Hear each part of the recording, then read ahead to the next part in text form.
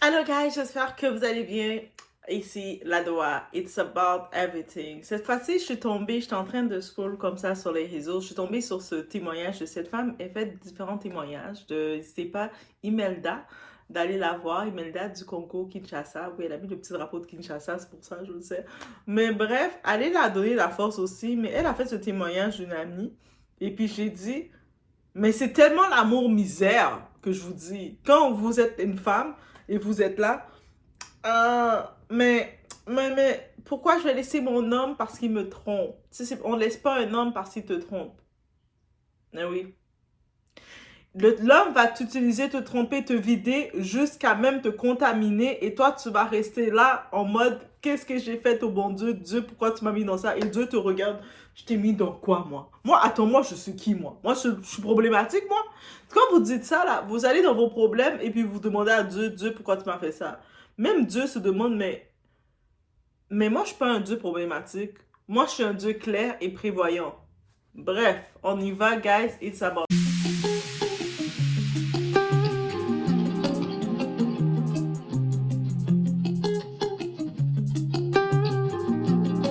Vous voyez, là, je viens de rentrer de la maison et j'ai même pas eu le temps d'enlever ma veste, mon chapeau, de me mettre à l'aise, que je me suis dit, je vais devoir venir pour raconter une story time. Je suis littéralement choquée, en fait, de la méchanceté. En fait, je savais que l'être humain était méchant. Je savais que les hommes, c'était mauvais, avaient un cœur noir. Mais là, d'un niveau extrême comme ça, non, en fait. Un truc vraiment, hein, c'est un petit conseil que je dis aux hommes et aux femmes, c'était pas que les hommes qui trompent, mais aussi des femmes. Si vous voulez tromper la personne, trompez-la, mais quittez-la. S'il vous plaît. Commencez pas à les tromper, puis revenir et faire des foutaises à côté, en fait. C'est pas normal. Bref. Faut savoir que c'est une abonnée à moi que je porte énormément dans mon cœur. C'est une abonnée avec qui on a eu vraiment des longues discussions, qui est mariée depuis un petit moment avec son mari et tout. Et elle a vraiment énormément prié pour avoir cet enfant. Elle a vraiment mis sa confiance au Seigneur pour avoir cet enfant-là et voir en fait qu'à cause d'un homme, ben, sa grossesse est en péril, entre guillemets. Ben, c'est tellement frustrant et je me dis vraiment l'homme est mauvais. Bref, il faut savoir que son mari, à elle, travaille en Belgique, si je dis pas des bêtises, ou fait souvent des allers-retours entre la Belgique et la France, je sais plus. Ou son mari est originaire de Belgique, mais ils habitent en France. Je sais plus exactement qu'est-ce qui fait son mari pour qu'il vienne en Belgique, mais il vient régulièrement en Belgique. Et le truc, c'est que quoi? C'est de savoir que cette femme-là est enceinte de 4-5 mois. 4-5 mois, quelque chose comme ça. Et donc, elle est en train de faire vivre sa grossesse et tout, là, elle était bien et tout. Et elle a commencé à avoir des symptômes. Elle a commencé à avoir de la fièvre, des maux de gorge, de la toux. Elle a commencé à avoir des douleurs musculaires, des douleurs musculaires et des douleurs articulaires. Genre, elle avait du mal à articuler ces trucs. Bref, elle avait des maux de tête. Vraiment, elle avait tous les symptômes et tout qui avaient l'air d'avoir une fièvre, en fait, d'être malade. Bref, elle est partie voir le médecin lui a dit non, c'est juste la fièvre qui est en train de tourner en ce moment, ne vous inquiétez pas, il n'y a rien de grave et tout, c'est pas genre un truc de s'inquiéter. C'est là, ok, tranquille et tout. Mais elle voyait aussi que son mari était aussi malade et tout, mais vraiment, lui, plus fort malade que elle en fait, plus fort malade que elle et tout. Et en fait, qu'est-ce qui a commencé à vraiment la faire peur? C'est qu'elle a commencé à avoir des douleurs au niveau des glandes. En fait, elle a senti que sa gorge commençait à gonfler, et elle a commencé à sentir une douleur qui était, c'est pas une douleur, mais comment dire ça le terme? Elle m'avait expliqué quoi, comme si quelque chose la gênait au niveau de la gorge, clairement. Elle se demandait, mais qu'est-ce qui se passe et tout. Et là, elle retourne voir son médecin, elle lui dit, oui, non, il y a un truc qui va pas, je sens qu'il y a quelque chose qui va pas, qui va pas, qui va pas, qui va pas. Qu'est-ce qui se passe? Le médecin décide de faire des analyses et tout, prise de sang et tout, pour voir un peu, parce que c'est vrai que c'est pas normal. Elle est là, elle est dans le stress et tout, toujours fiévreuse et tout, son mari aussi. Maintenant, son mari, ça va un peu mieux, mais il est toujours un peu malade et tout. Enfin bref, vous avez capté, ils disent que c'est la grippe et tout, etc. Le médecin la convainc à l'hôpital et tout, il lui dit, oui, madame, asseyez-vous et tout, faut que je vous annonce quelque chose. Je suis navrée de vous annoncer en fait que vous avez eu le VIH, que vous êtes malade et tout. Et il commence à lui expliquer. Quand je vous dis, elle m'a dit, Melda, j'ai eu comme un trou noir. Un trou noir dans mon cœur, dans mon âme. Je me sentis vide. Vide, vide, vide. Et donc elle est là et tout, elle est en pleurs, elle comprend pas. Et donc elle décide d'appeler son mari. Son mari vient et tout, on lui explique ça. Son mari commence à s'énerver. Oui, non, tu m'as trompé. Comment tu as fait ça? À cause de toi, notre enfant est malade. Quand je vous dis, il a retourné la situation à l'envers. À l'envers et tout ça là. Et, euh, et, euh, et ça a fait toute une histoire. Dites-vous carrément, le mec, hein, il est parti ouvrir sa bouche auprès de sa famille et tout, crie, ouais, regarde ce qu'elle a fait, elle est partie me tromper, à cause d'elle, notre enfant a des risques d'être malade, elle a attrapé le VIH, tout. Vraiment, c'était vraiment une, genre, une humiliation pour elle. Une humiliation, quand je dis humiliation, humiliation. Et qu'est-ce qui se passe? Le médecin lui dit, bon monsieur, on va quand même prendre le fait de faire le test pour savoir que, enfin, voir si vous avez aussi attrapé la maladie. Parce que si votre femme a attrapé, enfin, vous avez été rapporté sexuel, vous aussi l'avez. Le mec ne voulait pas. Le mec ne voulait pas, il voulait pas. Quand je dis il voulait pas, il voulait pas. Il dit non, moi je l'ai pas, au nom de Jésus, si je fais le test, c'est vraiment que je proclame, je donne la possibilité au diable de me donner cette maladie. Le gars commence à tout mélanger. Le médecin il comprend pas, il dit mais qu'est-ce qui se... Enfin, quoi? Enfin, tu vois, il comprend pas, lui, il est pas dans le truc de... En fait, il comprend pas. Le mec était très agité et tout, elle comprenait pas, elle dit, mais non, viens, on fait le test et tout, on aille voir et tout, là, il voulait rien. Qu'est-ce qui se passe? Il faut savoir que le médecin, je sais pas s'il avait le droit de faire ça, j'en sais rien, il est quand même décidé d'aller voir le dossier médical du monsieur en question. Et donc, quand il regarde un peu le dossier médical du monsieur en question, il faut savoir que le monsieur en question était venu, donc 3 mois avant, faire des tests pour voir s'il avait contracté le VIH et ça a été révélé positif. Donc, c'est-à-dire que depuis 3 mois, le mec savait qu'il avait le VIH. 3 mois. Il a couché avec sa femme. Faut voir comment son monde s'est effondré. Le médecin lui a dit, oui madame, on a regardé dans le dossier médical de votre mari et tout, on a vu en fait que votre mari était venu faire un test il y a 3 mois de ça, et que ça a été révélé positif. Donc le truc c'est que quoi, c'est que elle n'avait pas ça. Elle n'a jamais eu ça, elle n'a jamais trompé son mari. Et donc quand ils m'ont mis sur le fait le fait accompli, le mec lui a dit quoi? Le mec lui a dit, ouais, je t'ai trompé et tout, j'avoue, j'ai couché qu'une fois avec une prostituée, je savais pas comment te l'annoncer. Et moi en fait ce qui me choque dans cette histoire-là, c'est le fait que, même si t'as merdé, le fait d'avoir retourné la situation contre ta femme, et d'avoir exposé ça en mode, ouais, c'est toi qui m'as trompé, c'est toi qui m'as fait une dinguerie, d'avoir fait tout ce show-là. Et le truc encore qui me choque encore le plus, hein, c'est que le mec, il a mis son enfant en danger, sa femme en danger, il l'a rien dit. Il l'a rien dit. Lui, il a commencé à faire son truc. Et le pire, c'est quoi encore? C'est qu'il a même pas commencé à prendre son traitement pour éviter que sa femme découvre ça. Quand je lui dis dehors, hein, dehors là, chacun son chacun. Que Dieu vous bénisse. Je suis abasourdi, je suis tellement choqué. Là, j'ai essayé de faire un peu vite pour que vous compreniez, mais l'histoire est un peu plus longue. Et ça a pris un peu plus de temps pour que le médecin découvre ça, mais juste pour faire le résumé de l'histoire. Bref, prenez ça soin de vous. Guys, est-ce que vous avez pu voir? Moi, je suis là, je fais des signes. C'est comme, quand j'ai vu cette histoire-là, c'est pas une histoire, c'est moderne parce que c'est récent, qu'est-ce qui lui arrive à cette femme. Elle est avec son homme, en plus elle est enceinte de quelques mois de son homme, elle vit la plus belle chose de sa vie, d'avoir bébé, de donner naissance. Elle a commencé à se sentir malade, elle a commencé à sentir des douleurs, mais pas des douleurs de grossesse que t'as faim, t'as envie de manger de la crème glacée avec des chips. Oui, là, tu prends des chips, tu mélanges. Moi, je fais ces mélanges-là même sans être enceinte, mais j'imagine quand je vais être enceinte, ça va être encore pire. Yo, peut-être je vais faire même... Ah, à cette étape-là, peut-être je vais même faire des vidéos. Je vais faire une section spéciale pour parler de mes fragrances bizarres parce que j'ai des fragrances bizarres juste de nature.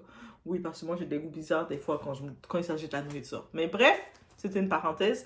Mais elle a senti des douleurs, mais qui n'étaient pas quand tu regardes, quand tu es enceinte, des douleurs de femme enceinte, c'était d'autres types de douleurs. Au début, elle est allée consulter, le docteur a fait, ah, c'est la fièvre, ah, la fièvre, c'est ça qu'il a dit. Elle a fait, ok, c'est beau, c'est la fièvre, c'est la fièvre. Et voit que son conjoint aussi, lui aussi était malade, il avait la fièvre. Mais des fois, quand vous vivez ensemble, c'est normal d'avoir un peu les mêmes symptômes. Donc, mais par contre, le moment qu'elle a commencé à sentir de quoi de bizarre, c'est que ses glandes, elle commençait à sentir ses glandes enflées, comme s'il y avait un mouton bizarre. Elle sentait des choses, des symptômes vraiment. Et là, elle est comme, ah ben là c'est pas normal. Tu sais, je connais mon corps, je commence à sentir qu'il y a des choses que mon corps veut me dire. Parce que le corps, quand il dégage des séquelles, il est en train de vous déclarer qu'il a un besoin. Il n'est pas capable de se guérir tout seul, il a besoin de votre intervention. C'est comme ça qu'il faut le voir. La même façon que nos émotions, quand on commence à comprendre nos émotions, pour les gérer, il faut les comprendre. Mais la même façon pour le corps, quand tu vois des choses bizarres que ton corps fait, des fois peut-être tu vas avoir un certain moment, tu as certains types de boutons qui apparaissent, tu sais, ah, les amis rouges arrivent. Welcome. Tu peux avoir... ton corps te dit qu'est-ce qui se passe. Il te dit. Mais là, maintenant, elle est retournée chez le docteur et là, elle a tous les symptômes. Et le docteur, là, cette fois-ci, il a pas été paresseux parce que des fois, les docteurs, ils sont comme, ils t'envoient, ils te donnent va prendre un Tylenol, va prendre une aspirine, va dormir, boire du jus de citron. Life gonna be better. Tu vas bien dormir. Mais là, le docteur n'a pas été paresseux. Il lui a fait toutes les tests et tout ça. Et là, il la rencontre dans le bureau avec son visage bien fermé. Est-ce que c'est un visage fermé à votre goût? Oui. Ou pas. Bref, le docteur lui annonce que elle est contaminée, qu'elle a le VIH et tout ça, qu'elle a eu. Elle est choquée, elle est enceinte en plus. Et vous savez, elle était enceinte, elle disait, dans la vidéo qu'on a pu voir, c'est 4-5 mois, ok? Donc, entre 4 à 5, 6 mois qu'elle était enceinte. Donc, il faut quand quelqu'un, j'imagine, qui est contaminé, doit prendre des médicaments pour pouvoir protéger l'enfant, pour que l'enfant ne soit pas contaminé. Mais là, est-ce que l'enfant, ça va, avec le temps que ça a pris, le temps qu'elle était contaminée, qu'elle s'est rendue compte, est-ce que serait temps de protéger l'enfant? J'espère que oui, dans tous les cas. J'espère que oui. J'espère que peut-être que l'enfant, justement, il a utilisé les derniers anticorps de sa mère pour lui-même se protéger. Parce que oui, dans le ventre, l'enfant, il prend les forces de la mère. C'est pour ça que les femmes enceintes forcent quand une femme est enceinte parce que elle, elle perd toutes. C'est pour ça qu'on la demande de prendre des des vitamines, de manger bien, parce que elle perd toutes ses elle perd une femme qui est enceinte, elle donne toutes ses forces. Le corps, là, comme si nos gardiens de sécurité, comment on le voit, ils prennent nos gardiens de sécurité, nos anticorps, ils vont tout pour aller protéger l'enfant. Oui, c'est comme ça. En plus, c'est qui m'a expliqué ça? C'est quelqu'un qui est dans la médecine, ok, qui est docteur. Il vient de graduer, donc félicitations à lui. Bravo. Et puis, la façon dont il me l'a expliqué, je me dis, il va tellement être un bon docteur parce que oui, il est spécialisé dans le côté des enfants. Donc, quand il explique les choses, je vous dis, guys, peut-être que je vais regarder sur mon autre chaîne que j'appelle La Passion d'aider. Regarder pour il puisse nous parler de petites situations, l'importance de faire des check-ups médicaux, des choses comme ça. Parce que la façon dont il parle de notre corps, c'est comme si notre corps, c'est des petits humains, des petits bonhommes, mais on est des petits bonhommes finalement. Et puis il dit, tu sais, tes anticorps, les petits là, les petits, ils se battent là. Mais des fois, ils sont fatigués là. Et il m'expliquait comme ça, moi j'étais comme, ah, mais oui, ça fait du sens. Et mon cerveau, je le comprenais. Et je me dis que même quand il explique, des fois, il est avec les enfants. C'est pour ça qu'il est spécialisé avec les enfants. Et c'est comme ça qu'il expliquait. J'étais comme, ah ouais, mais avec les enfants, ils vont tellement être contents quand tu vas les expliquer qu'est-ce que tu dois les expliquer parce que c'est beautiful. Bref, c'était une autre petite parenthèse. Et là maintenant, c'est sûr qu'elle est choquée, elle est déçue. Déjà, elle vit des doubles trahisons. Une trahison de savoir que son homme qu'elle aime l'a trompée. Ça, c'est une trahison. La tromperie, c'est pas une preuve d'amour. Un homme qui t'aime, il doit se contrôler. Il ne va pas aller coucher ailleurs. Donc, je sais que beaucoup de personnes nous ont dit, mais non, c'est normal qu'un homme trompe parce que les hommes ne peuvent pas se contrôler. Un homme qui ne se contrôle pas, qui va te tromper, ça veut juste dire qu'il n'a pas peur de te perdre, il n'a aucune conscience pour toi, et puis il va aller voir ailleurs. Il va chercher mieux de ce que tu lui donnes. Et en plus de ça, qu'il te trompe, il ne se protège pas. Ça veut dire qu'il va te tromper avec n'importe qui, n'importe quelle condition, il ne se protège pas, et puis il va venir avoir des relations avec toi aussi, sachant que tu es sa femme, donc tu ne te protèges pas. Il n'a même pas la crainte de te contaminer ou pas. Et puis vous, vous dites que ce genre d'homme-là, c'est un bon mari. Moi, je vous juge. Je vous juge. Et là, maintenant, en plus de ça, maintenant, dans l'histoire, je ne sais pas si c'est son premier enfant qu'elle avait avec lui ou pas, mais c'est quand même triste. Donc, elle porte grossesse de cet homme qu'elle aimait, qui l'a trahi, qui l'a trompé, qui ne l'a pas respecté, qui l'a humilié et qui n'a pas eu de désir de protection. Parce que le devoir d'un homme, encore une fois, en discussion avec certains hommes, ils m'ont tous dit la même chose. Tu sais, le devoir d'un homme, c'est de protéger sa femme. Même si ils ont leur façon de protection, mais c'est de protéger. Même si l'homme, peut-être il n'a pas encore le boulot, la stabilité qu'il veut, mais il a toujours l'instinct de vouloir protéger sa femme. C'est-à-dire qu'il va savoir que tu termines de travailler et puis tu termines un peu plus tard, il est 7 heures du soir, il commence à faire, le soleil se couche. Lui, il va venir t'attendre dans le coin pour t'accompagner. Pourquoi? C'est son désir de protéger. Un homme qui t'aime, il a l'instinct de protection. Quand un homme se fout de toi, crois-moi, il s'en fout de toi. Tu vas venir tu vas te déplacer, parce qu'il y a beaucoup de femmes qui font ça, elles se déplacent, elles vont chez l'homme, là. Elles laissent chez elles. Elles viennent chez l'homme, passer un moment. Après, l'homme, ah ben ok, bye. Et puis la femme elle-même, elle doit payer son propre taxi. Des fois, peut-être l'homme, il peut être un petit peu gentil, il va lui payer un taxi, et puis il n'a même pas besoin de savoir si elle est bien rentrée dans le taxi, c'est quel chauffeur qui l'a ramené, il s'en fout de tout ça. Il va même pas la rappeler pour lui dire est-ce que tu es bien rentrée. Il s'en fout de tout ça. Mais un homme qui t'aime, même si tu viendrais le passer du temps avec lui, le voir, croyez-moi, mesdames, même quand vous avez passé, si vous avez passé la nuit avec lui, après, le matin, il va se lever, vous préparer votre déjeuner. Ouais, il va vous préparer votre déjeuner, il va couper les fruits, les petites bananes coupées, parce qu'il veut pas que les fruits restent coincés dans votre gorge, parce que vous êtes son bébé. L'homme vous regarde, vous êtes son bébé qui veut protéger. Donc, il veut pas que vous mangez les bananes et puis ça reste coincé dans votre gorge, vous mangez les fraises. Donc, il va même couper les fruits pour vous. Et puis, il va préparer un bon petit déjeuner. Vous allez prendre le temps de manger bien relax, vous répéter pour retourner chez vous. Il va vous reconduire jusqu'à chez vous. Et quand vous êtes rentré dans votre maison, bye, bonne journée, bye. Il va vous appeler encore. Il va vous appeler. Tac, tac, tac. Tout est bien rentré? Tout est bien rentré. Ah, j'espère que tu vas bien. Je voulais m'assurer que tout va bien pour toi. Alors que c'est lui qui vous a déposé, là. Il va même vous appeler, s'assurer que vous êtes bien chez vous. C'est comme si, je sais pas s'il pense que vous allez trébucher, parce que dans sa tête, il se dit, vous êtes un petit bébé, quand vous arrivez chez vous, vous allez trébucher partout. Vous êtes là, cap, cap, cap. C'est qu'il n'a pas le choix de veiller sur vous. Ça, c'est un homme qui vous aime. Un homme qui vous aime pas, mais même s'il vous marie, quand il vous aime pas, il est votre ennemi, c'est l'amour misère, il va vous tromper. Il va pas se contrôler. Il va pas se contrôler. Et même quand il va oser vous tromper, il va même pas penser à se protéger et puis il va même pas penser à savoir que les conséquences qu'il peut avoir. Il s'en fout. Vous, il vous calcule pas. Vous êtes juste sa chose. Mais un homme qui vous aime, même vous tromper, il va dire, attends, moi j'ai risqué d'aller avoir une relation avec une autre femme. Et puis, imagine si ma femme est au courant de ça et puis elle risque de mal le prendre, de me laisser. Je risque de perdre ma femme. Quand un homme sait qu'il aime une femme, il ne veut pas la perdre. Donc, croyez-moi qu'il sait se contrôler. Même si une femme vient devant lui en petite lingerie avec le corps de Rihanna, parce que moi, je trouve Rihanna, elle a un beau corps.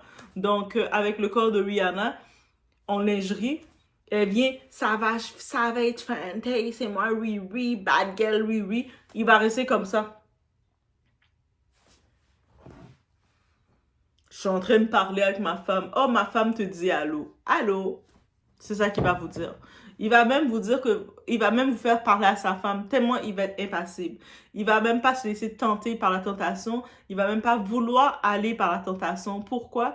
Parce qu'il sait déjà qu'il a la femme qu'il aime. La femme qu'il veut protéger. Son petit bébé. Son bébé est émotif. Nous, les femmes, on est émotifs. On le connaît. Les hommes le savent.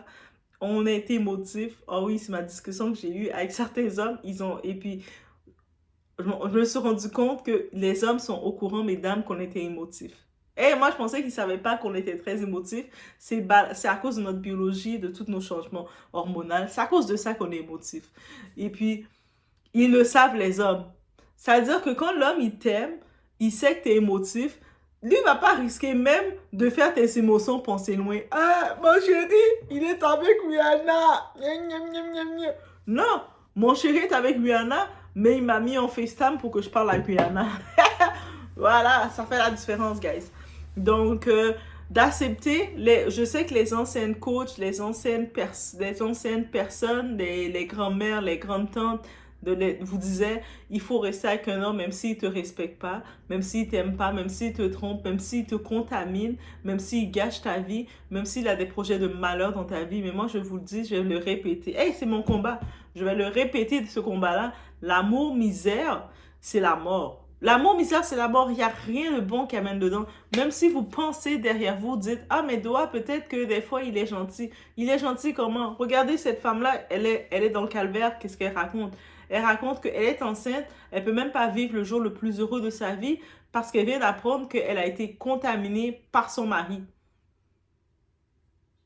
Et son mari, il a même pas eu même en la trompant, il n'a pas eu l'action de dire d'aller prendre les petits, il y a des pilules, des choses quand tu as eu des relations non protégées, des PrEP, quelque chose. Il n'a même pas eu la possibilité de dire je vais faire ça. Il n'a même pas eu la possibilité quand il s'est senti malade, c'est-à-dire je suis sûre qu'il se doutait qu'il avait fait des cochonneries, il a attrapé quelque chose. Il n'a même pas dit à sa femme, chérie, je veux t'avouer quelque chose, j'ai été un petit cochon, je m'excuse. Il n'a même pas dit ça à sa femme. Donc là, maintenant, C'est ça qu'il a laissé. Il laisse sa femme juste contaminée avec l'enfant qu'il a dans le ventre contaminé. Parce que l'amour misère, là, quand vous prenez un homme qui ne vous aime pas, il ne vous aime pas, mais vous pensez qu'il va aimer son enfant que vous l'avez donné. Même l'enfant que vous l'avez donné, il ne va pas l'aimer. Et quand vous mettez ça dans votre tête, vous n'allez même pas vouloir l'amour misère. Vous n'allez même pas vouloir être avec un homme qui ne vous aime pas. Vous n'allez même pas vouloir pardonner les infidélités de votre homme sous prétexte que c'est votre homme. Vous allez refuser tout ça. L'homme te trompe, c'est fini. J'ai vu que t'as texté une autre fille, c'est fini. Ok, ça va trop loin. Mais je voulais sur ce, c'était ça que je voulais dire face à cette histoire. Donc, c'était un rappel. Et oui, Doa va vous faire des rappels. Je vais vous faire des rappels. Des rappels. Des rappels. J'ai radoté avec vous l'amour misère. Même quand vous allez dormir le soir, vous allez faire un rêve et vous allez entendre, vous allez voir ma petite tête apparaître dans votre rêve. Ouais, l'amour misère, c'est pas bon, hein. C'est pas bon. Vous allez faire, Doa, Doa. Doa m'a dit l'amour misère, c'est pas bon. Eh oui, eh oui. Oui, oui, oui. Ça va être comme ça. Je vous laisse sur ce. Faites attention à vous, guys. On se retrouve aux prochaines vidéos.